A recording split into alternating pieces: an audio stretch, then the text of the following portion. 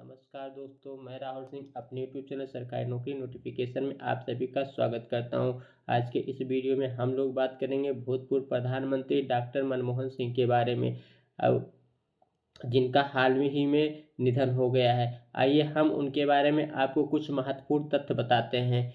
शायद ये जानकारी आपको पहले से पता हो या ना भी पता हो। आइए इस वीडियो में हम थोड़ी सी आपसे इस पर चर्चा करते हैं। सबसे पहले ये जानिए कि इनका जन्म कब हुआ था, कहाँ हुआ था। डॉक्टर मनमोहन सिंह का जन्म 26 सितंबर 1932 को पंजाब के गाह, जो अब पाकिस्तान में था, हुआ था। विभाजन के बाद उनका परिवार भारत आ गया। इनका जन्म जहाँ हुआ था इस समय वो पाकिस्तान में है। जब भारत का विभाजन हुआ तो ये सभी लोग वहाँ से भारत आ गए थे। अब इनका निधन 26 दिसंबर 2024 को हुआ, यानी लगभग ये 92 वर्ष के थे। भारत के 13वें प्रधानमंत्री के रूप में इनका कार्यकाल रहा। ये 22 मई 2024 से लेकर 26 मई 2014 तक भारत के प्रधानमंत्री रहे और साथ में ही वे देश के पहले सिख प्रधानमंत्री बने। आइए आगे चर्चा करते हैं। तीसरे नंबर पर आरबीआई के 15वें गवर्नर भी थे, जो 1982 से 1985 तक रहे।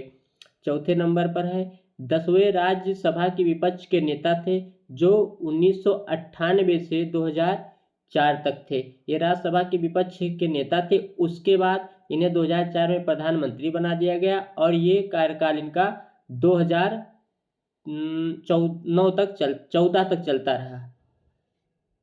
आगे 22वें केंद्रीय वित्त मंत्री थे। 21 जून 1991 से लेकर 16 मई 1996 तक, उस समय जब ये वित्त मंत्री थे तब प्रधानमंत्री पीवी नरसिम्हा राव जी थे। डॉक्टर सिंह ने लोकसभा का चुनाव कभी नहीं लड़ा, वो राज्यसभा के सदस्य ही रहे। सबसे पहले वो राज्यसभा के सदस्य असम से चुने गए, जो 1 अक्टूबर 1991 से लेकर 14 जून 2019 तक थे।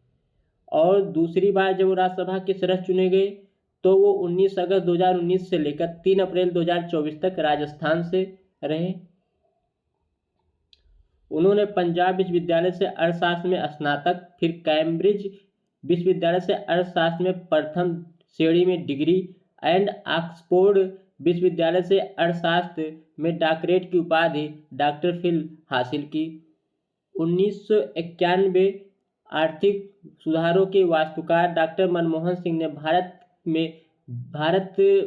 1991 के आर्थिक सुधारों के वास्तुकार डॉक्टर मनमोहन सिंह 1991 में भारत के वित्त मंत्री रहते हुए उदारीकरण, निजीकरण और वैश्वीकरण की शुरुआत की, जिसने भारत अर्थव्यवस्था को संकट से बाहर निकाला।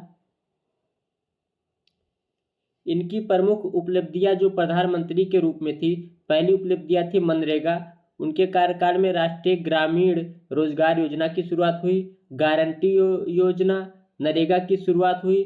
परमाणु समझौता 2008 में अमेरिका के साथ भारत अमेरिका परमाणु समझौता हुआ।